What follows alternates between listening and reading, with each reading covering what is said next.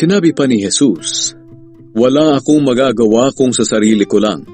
Humahatol nga ako, ngunit ang aking paghatol ay ayon lamang sa sinasabi ng aking Ama. Kaya makatarungan ang hatol ko, dahil hindi ang sarili kong kalooban ang aking sinusunod, kundi ang kalooban ng nagsugo sa akin.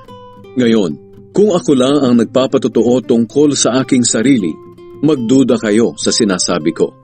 Ngunit may isang nagpapatotoo tungkol sa akin, at alam kong totoo ang kanyang sinasabi. Maging si Juan na tagapagbautismo ay nagpatotoo tungkol sa akin. At sinabi niya sa inyo ang katotohanan na magsugo kayo ng ilang tao upang tanungin siya.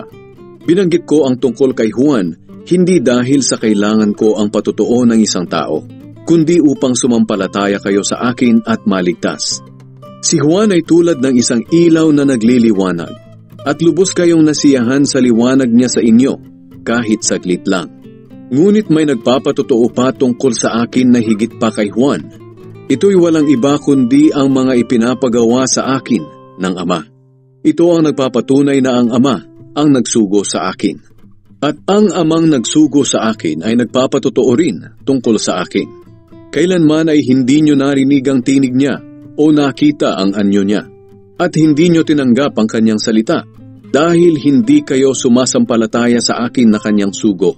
Sinasaliksik nyo ang kasulatan sa pag-aakala na sa pamamagitan nito'y magkakaroon kayo ng buhay na walang hanggan.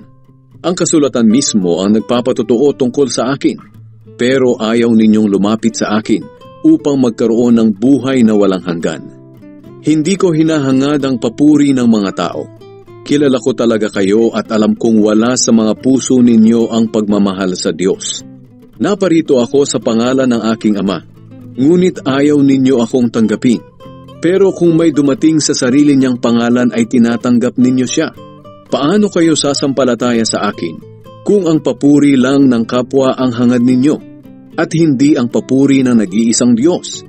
Huwag ninyong isipin na ako ang mag-aakusa sa inyo sa harap ng Ama. Si Moises na inaasahan ninyo ang siyang mag-aakusa sa inyo.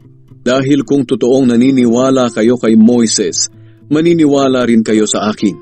Dahil si Moises mismo ay sumulat tungkol sa akin. Ngunit kung hindi kayo naniniwala sa mga isinulat niya, paano kayo maniniwala sa mga sinasabi ko?